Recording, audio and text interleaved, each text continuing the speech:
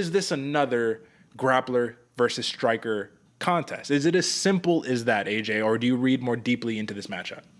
I read more deeply into this one, Derek. On paper, I can see how this can be an X's and O's striker versus grappler. But if we watch Oleksiejczuk's last fight against Cody Brundage, homeboy had some good skills, man. He swept real quick off his back, got on top, and started landing some ground and pound.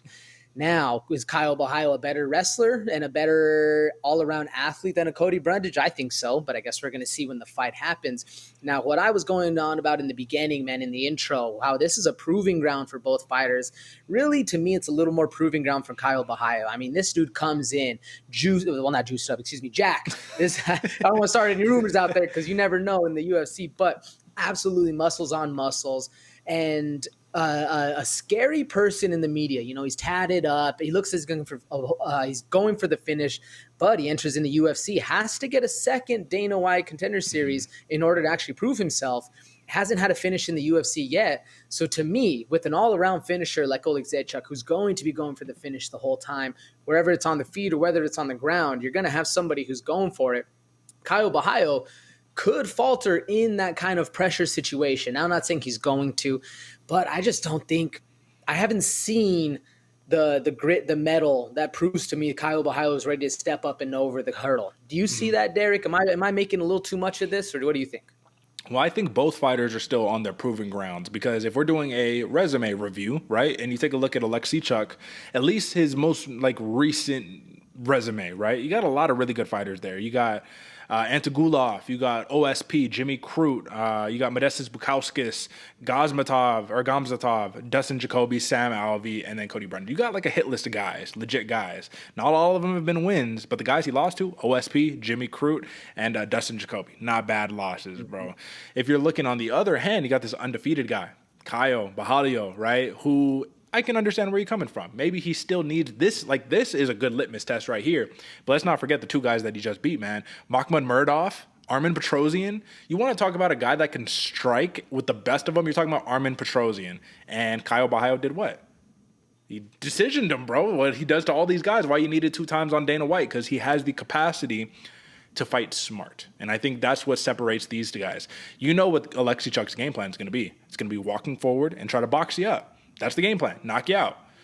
Does that favor him in this matchup, though? I just feel like you have to come with a different approach. You have to not overcommit to taking that front step forward. Kind of similar to the next matchup or 2 matchups, the Julian Erosa fight. I'm going to talk about something similar. You got to play that middle ground. You can't overcommit in this matchup.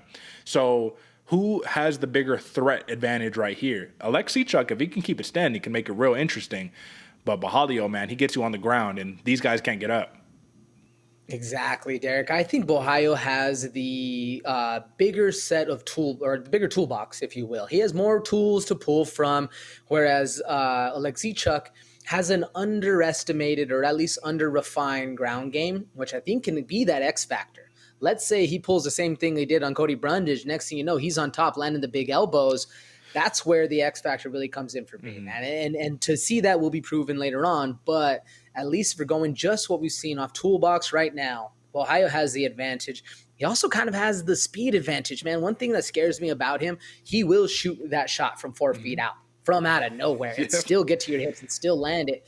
He's good at timing, man. You cannot fault this guy. The only thing I'm not really seeing is that hunger to finish. He'd rather play it smart to get the paycheck. It's not going to get you favored on Dana White. Maybe it's why he's in this kind of a sleepy card, or maybe he's going to bring the card to life. Who knows?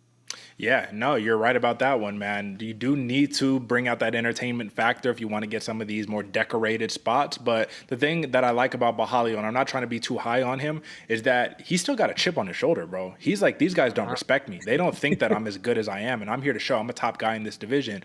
With Oleksiejczuk, I just don't see that same thing. I see for him, it's the same across the board. Don't care who you are. I come out here to smash, Polish style. You know what I mean? Like, shout out. You got to love it. I'm a big fan of Oleksiejczuk. I just think that, once again, like you said, tool belt, a little bit bigger for Borralho, minus 300 favorite for a reason. Now let's talk about these props.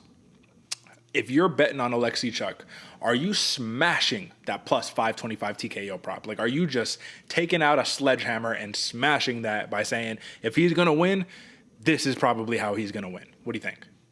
I am, Derek, man. 525. I do not see this one going to a decision if Oleksiejczuk has his way.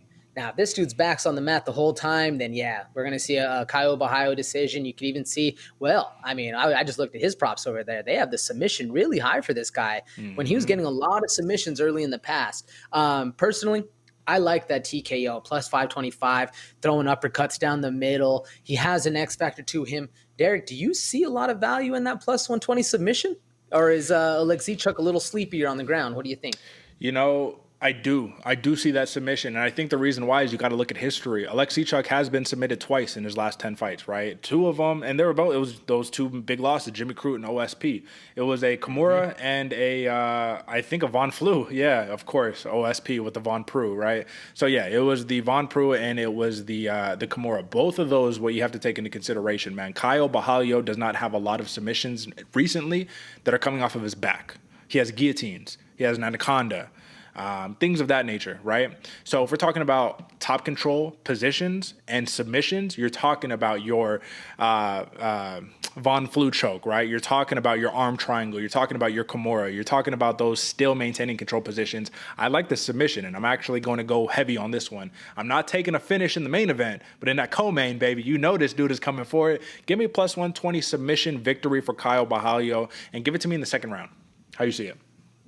Ooh, I agree with you on the round, Derek. I like the second round finish, and you're right. I'm taking a hammer out, and I'm smashing that TKO. Michal Oleksiejczuk, TKO round 2. All right, you heard it here first, folks. This is a little bit of contention, but at the end of the day, man, I think whoever can get the job done in this one, man, is going to get a big boost in stock because both of these names are valuable names to have wins over.